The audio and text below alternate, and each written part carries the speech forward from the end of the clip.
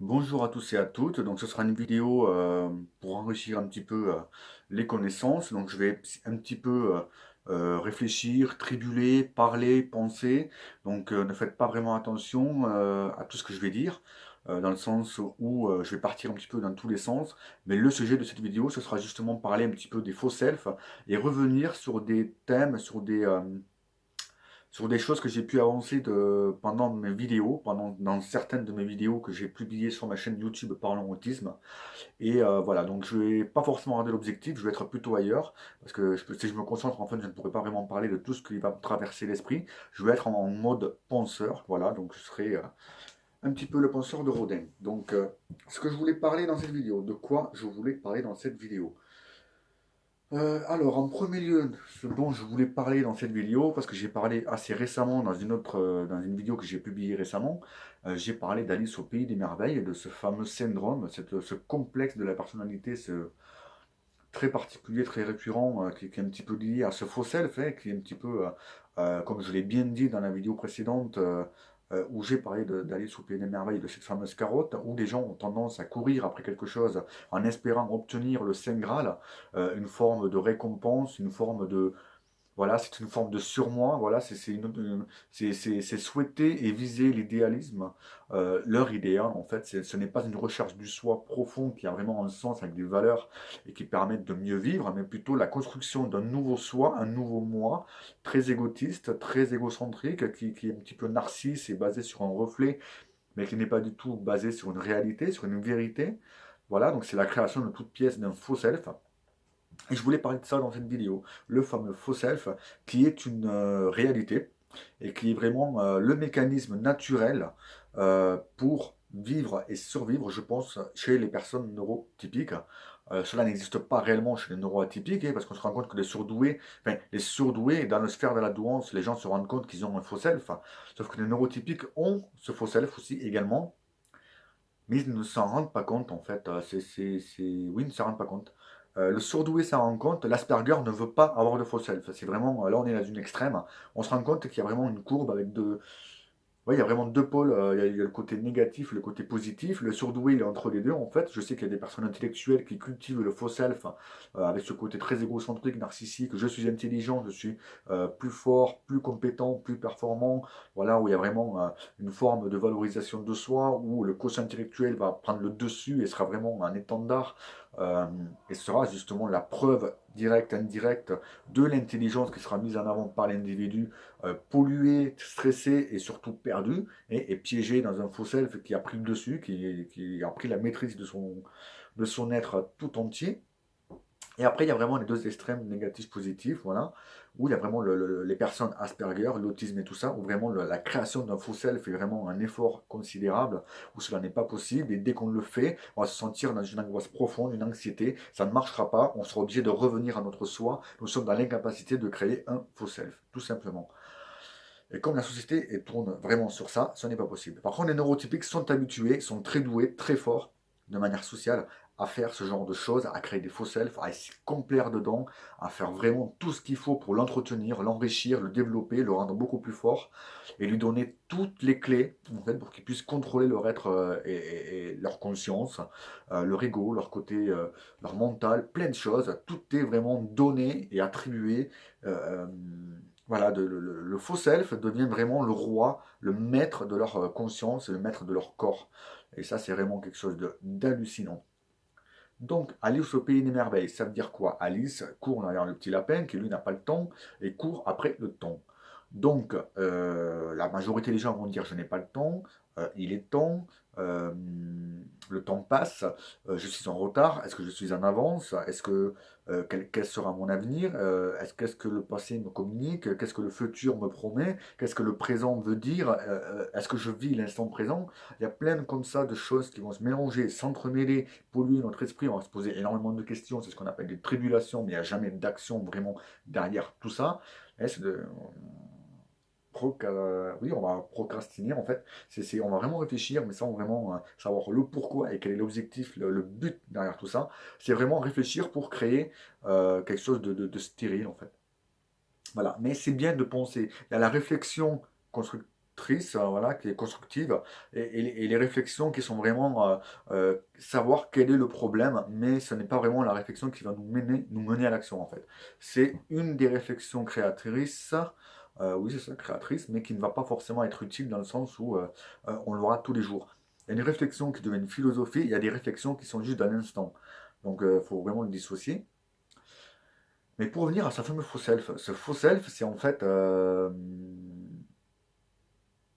c'est très sectaire, hein. J'ai l'impression que parfois, de temps en temps, on voit des vidéos YouTube sur, oui, on voit des vidéos en fait sur YouTube où les gens commencent à dire pensez à vous, ayez conscience, faites en sorte de mettre toutes les chances de votre côté pour réussir, visez toujours le meilleur.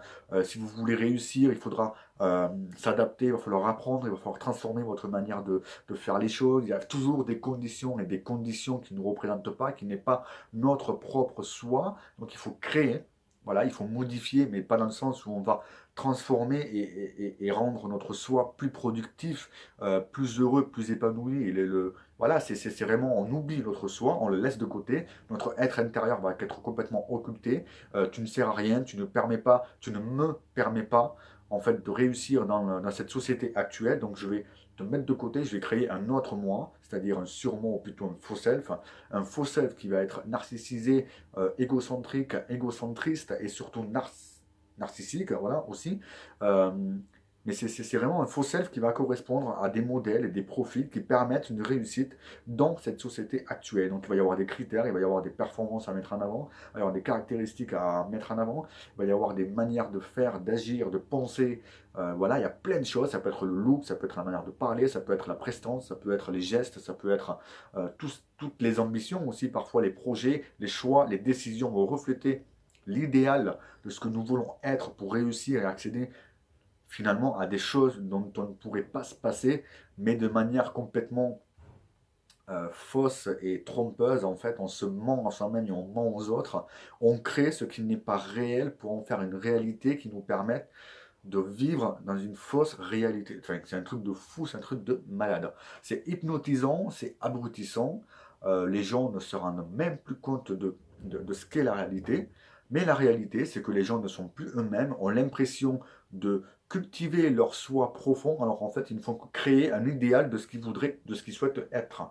En fait, sauf que ça, c'est juste un désir qui ne sera jamais atteignable, dans le sens où on ne oui, il faut être honnête, il faut être humble. L'être humain n'est pas parfait. L'être humain est parfait dans son imperfection. Ce sont les défauts qui deviennent des qualités. Ce sont les qualités qui en deviennent parfois des défauts. On ne peut pas correspondre à tout le monde. Il n'y a pas de modèle idéal, de profil idéal. Donc ça ne sert à rien de correspondre à un idéal qui au final nous fait tous ressembler à la même chose. Voilà. En gros, les hommes, c'est un profil. Les femmes, c'est aussi un profil. Ce profil de manière capitaliste, de manière économique, de manière euh, actuelle, de manière euh, glorifiée, hein, on va dire que c'est quand même le profil qui permet à cette société économique oui, économique, j'ai l'impression que c'est plus ça, en fait, le côté humain est vraiment mis de côté en ce moment, hein, comme on dit, on attend toujours l'amour, hein, il n'est toujours pas là, il est toujours caché au fond, en train de pleurer, dans son coin, en silence, en train de se faire complètement, en train d'être maltraité par l'ego, et l'ego qui lui dit, tu es trop sensible, tu es trop humain, tu es trop gentil, euh, tu penses trop aux autres, il faut être de temps en temps égoïste, mais c'est vraiment être égoïste envers soi-même en fait. C'est pas égoïste envers les autres, c'est égoïste envers soi-même parce que l'ego doit être apprivoisé par la conscience et la conscience doit être justement aidée par l'ego. Parce que l'ego va permettre de mentaliser. Voilà, c'est le mentalisme, c'est être performant de manière intellectuelle et cognitive. Mais justement, la conscience permet de rationaliser tout ça par le biais d'un circuit émotionnel qui va devenir le moteur de notre expérience, de notre expérimentation dans la vie de tous les jours, notre quotidien, pour savoir si cela en vaut la peine, en vaut le coup ou pas. Parce qu'il faut vraiment accéder et souhaiter ce qui nous fait du bien et non pas ce qui fait du bien aux autres, et ce qui peut correspondre à une forme de pouvoir hypnotique, dictature hypnotique. Voilà, beaucoup de neurotypiques sont dans une transe et ne se rendent pas compte qu'ils sont dans du faux self, voilà, dans du faux, parce qu'ils veulent accéder à des choses dont ils peuvent se passer de A à Z. Ils n'en ont vraiment pas besoin. C'est juste pour alimenter un système, une machine qui n'a pas fini de nous manger et de nous dévorer. Et en plus, c'est se jeter dans la gueule du loup en lui donnant ce qu'elle désire et en s'oubliant soi-même et en se plaignant en retour pour recréer et restimuler et renourrir la bête parce que le faux self ne va toujours pas correspondre autant pour nous que pour les autres parce qu'on veut surpasser, être au-dessus, être en haut de la pyramide. Voilà, il y a une forme, oui, c'est très, c'est le côté vraiment, moi, je suis là, tu me vois, c'est moi, que moi, toi, tu n'es pas là. Enfin, il y a un truc, c'est qui est le meilleur, qui va réussir, qui c'est qui a raison, qui c'est qui a le plus de... C'est vraiment une dictature. Comment je pourrais dire ça? C'est compliqué. Ah, c'est compliqué à expliquer parce que c'est vraiment le modèle. C'est vraiment.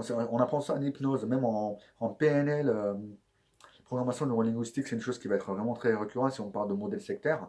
Voilà, les gourous et tout ça, c'est vraiment ce système-là, hein. C'est vraiment faire croire à un possible surhomme idéal, en quelque sorte, pour déréaliser un petit peu la conscience de l'homme. En fait, c'est faire en sorte faire montrer une perfection à des gens qui ne s'estiment pas eux-mêmes, c'est-à-dire au lieu de les décomplexer, c'est alimenter le complexe en leur montrant une forme de surhomme qui pourrait justement, qui permettrait une perfection surtout, un équilibre vraiment totalitaire.